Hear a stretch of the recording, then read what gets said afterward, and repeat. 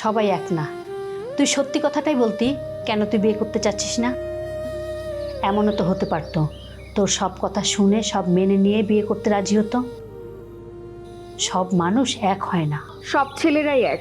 প্রথমে মিষ্টি মিষ্টি আশ্বাস দিয়ে বিয়ে করার পরে লেখাপড়া বন্ধ করে দিত।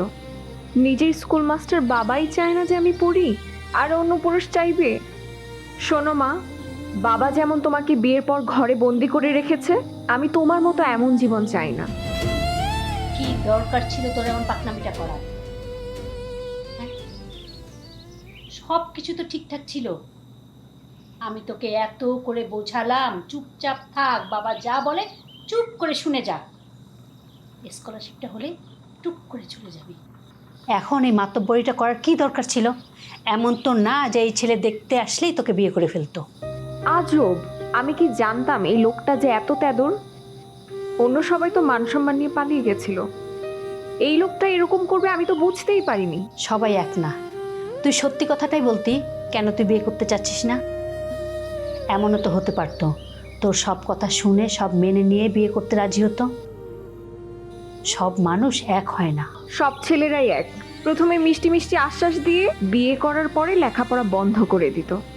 নিজের স্কুল মাস্টার বাবাই চায় না যে আমি পড়ি, আর অন্য পুরুষ চাইবে? শোনো মা, বাবা যেমন তোমাকে বিয়ের পর ঘরে বন্দি করে রেখেছে, আমি তোমার মতো এমন জীবন চাই না। চুপ কর। তোর বাবাকে নিয়ে একটা কথা বলবি না। ফেরেশতার মতো মানুষ তোর বাবা। আর তোর বাবা না চাইলে না তুই এত দূর পড়ালেখা করতে পারতি না। আর এত যে লাফাচ্ছিস তুই, স্কলারশিপ না হলে কি করবি? হ্যাঁ, তুই কাউকে কিছু না বলে এভাবে ছেলেটার সাথে দেখা করে বিয়ে ভাঙার চেষ্টা করে বড় অন্যায় করে ফেলেছিস।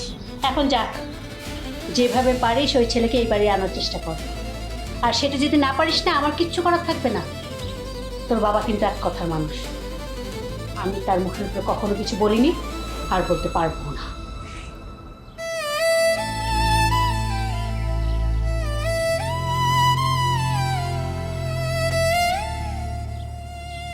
স্যার, স্যার,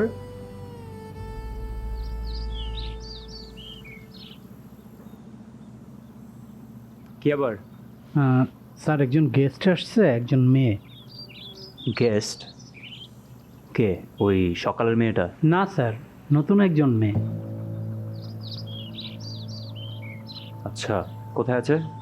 স্যার ঝুল পাহাড়ে উনি বসে আছেন। আচ্ছা, ওনাকে বসতে বলুন, আমি আসছি। ওকে।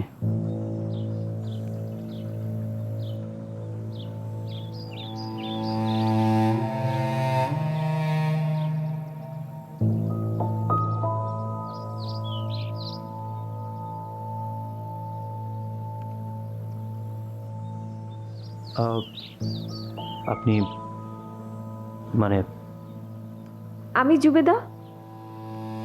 জুবেদা? কোন জুবেদা? মানে ওই যে সকালে আপনার সাথে দেখা করে গেলাম না, এখন বোরকা পরে আসেনি তো তাই চিনতে পারছেন না। I see. আপনি না কালো? তাহলে ফর্সা হয়ে গেলেন কিভাবে? সরি। আচ্ছা বলুন, কি ব্যাপার? আমার কাছে কেন এসেছেন আপনি? আমি তো জানিয়ে দিয়েছিলাম যে আপনাদের বাড়িতে আমি যাব না। আপনি তো বেঁচে গেলেন। প্লিজ একটু বসুন না, কথা বলি।